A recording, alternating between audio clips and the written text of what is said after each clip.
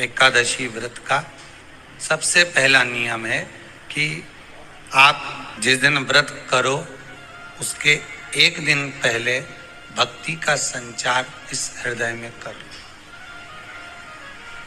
भक्ति का संचार इस हृदय में कर लीजिए। जिस दिन आप व्रत करो, जैसे एकादशी का व्रत कर रहे हो तो दशमी के दिन शाम का समय जब आवे, रात्रि जब होने लगे, शाम का समय आवे और रात्रि का आप जब भोजन ग्रहण करो तो उस भोजन में कोई ऐसा पदार्थ ग्रहण मत करिए जिस पदार्थ के कारण आपकी एकादशी बिगड़ जाए। एकादशी का दूसरा नियम बहुत ध्यान से सुनिएगा। जिस दिन आपकी एकादशी का व्रत हो उस दिन प्रयास करिएगा कि अपने हाथ से किसी भी वृक्ष की कोई पत्ती टूटे ना। अपने हाथ से किसी भी वृक्ष की, पौधे की, किसी भी वृक्ष की पत्ती अपने हाथ से ना टूटे। बहुत ध्यान दीजिएगा महाराज। एकादशी का ये दूसरा नियम है कि अपने हाथ से किसी पौधे की, किसी वृक्ष की, किसी डाली की कोई पत्ती ना टूटे, इसका प्रयास करिए। यहाँ पर तीसरे नंबर का जो, चौथे नंबर का जो उपाय बताया है, उपवास करने का जो नियम बताया, उसमें वर्णन किया एकादशी के दिन अगर आपका व्रत है तो आप भूलवश भी डब्बे में रखी हुई रोटी गाय को ना देते हुए कुछ थोड़ा सा फलहार, कोई केला, कोई सेब, जो आप खाते हो, अंगूर, पपीता, जो आप ग्रहण कर रहे हो उसका थोड़ा सा भाग आप गाय को प्रदान करो। आप गाय को दीजिए। रोटी ही दी है, डब्बे में से निकाल के ले गई, गाय आई है, रोटी देना, देव मना नहीं। बाकी के दिन आप आपके बेटे से कह दो रोटी दिया बेटा जा, पर आप अपने हाथों से, आपका व्रत है तो आप फलहार आप कर रहे हो तो फलहार का ही दान गौ माता को दीजिए। पांचवा वर्णन किया चतुर्थ भाव में, बन सके जितना एकादशी के दिन भगवान का ओम नमो भगवते वासुदेवाय का जाप करें या अपने गुरु मंत्र का स्मरण करें, या जो मंत्र आपके हृदय में समाहित हो, श्री शिवाय नमस्तुभ्यम, ओम नमः शिवाय, राम कृष्ण शिव, जो मन पड़े उसका भजन करें, पर दिल से करें। जितनी देर करते बने उतना देर करें। माला पकड़ने की भी जरूरत नहीं कि माला पकड़ के बैठता हूं तो घटकी जिब्या से जप लो नहीं जी, वही उतना में पूरा हो जाए, वही बहुत। पांचवा नियम कहा, जिस दिन आपका व्रत रहे किसी निंदक से बात ना करें। निंदक जानते हो, भाई दूज के दिन, दिवाली की जो भाई दूज होती है ना, होली दिवाली की जो दूज होती है, उनमें ऐसा गोबर का भाई दूज बनाते हैं और पास में एक चुगलखोर भी बना है और चुगलखोर के ऊपर ऐसा भाटा धर दे, एक पत्थर। अब तुम्हारे उधर रखे कि नहीं रखे हमें नहीं मालूम रहे हो, जितने आस्था पे सुन रहे हो, पर हमारे इधर तो ऐसा रहता है, गोबर का भाई बहन बनाए और उसकी पूजन करे, उसके पास में एक गोबर का चुगल चोर भी बनाया, उसके ऊपर भाटा धर। कथा वर्णन कर रही है, निंदक से बात ना करें।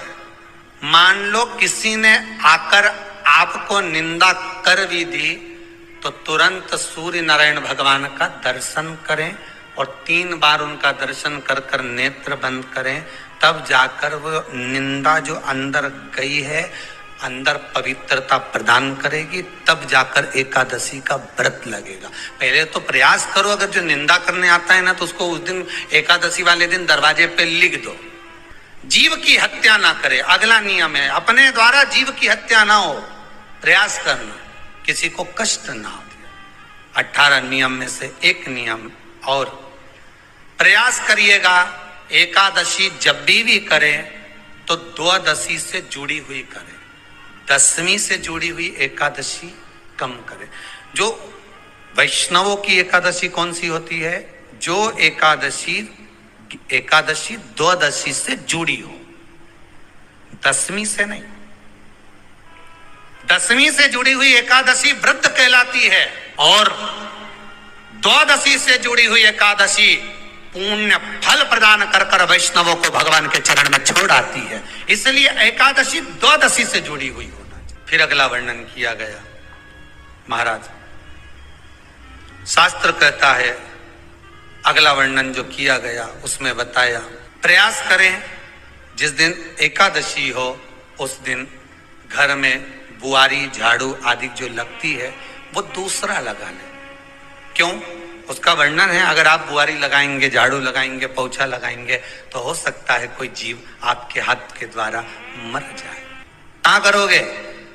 सारे व्रतों में केवल एक व्रत ऐसा होता है एकादशी का जिसका उद्यापन पहली एकादशी पर भी कर सकते हो। सारे उद्यापन में केवल एक उद्यापन ऐसा होता है, सारे व्रतों में एक व्रत का उद्यापन ऐसा होता है, वो है एकादशी का। ये जरूरी नहीं कि 26 पूरी होगी तभी तुम करोगे, या तो पहली में ही कर लो या फिर 26 पूरी हो तब कर। पर उद्यापन, अब तुमको ऐसा लगे कि हाँ मैं अभी तो जीऊंगी हो, अभी तुम्हारा बाल भी धोला नहीं हुआ, तुमको ऐसा लगे तो अभी तो मैं तो बढ़िया, तो पहली पर करने से क्या फल मिलेगा? तो एकादशी की नियमावली कहती है, अगर मान लो आपने पहली एकादशी पर भी उद्यापन कर लिया, इसके बाद में जितनी एकादशी करोगे वो सारी तुम्हारे खाते में जुड़ती जाएगी। मतलब बैंक में खाता खोल लो, ठीक है? खाता खोल लिया, अब जितना कमाता जाओगे उसमें डालते जाओ, जितनी कमाई करके लाओगे उसमें जमा करते जाओ। एकादशी एक बार उद्यापन पहले में भी हो गया तो बाकी का पुण्य तुम्हारे खाते में आ जाए। एकादशी का उद्यापन बड़े महीने में माघ शुक्ल एकादशी के दिन, माघ का महीना हो, शुक्ल पक्ष की, जम के बोलिए, एकादशी हो, प्रयास करना कि आप उद्यापन करें, भले 5, 10, 11, 12 जितनी एकादशी हो जाए, 26 हो जाए तो ज्यादा अच्छी है, नहीं तो आप करें तो माघ महीने की शुक्ल पक्ष की एकादशी के दिन आप उद्यापन करें। प्रयास रखें, प्रयास रखें।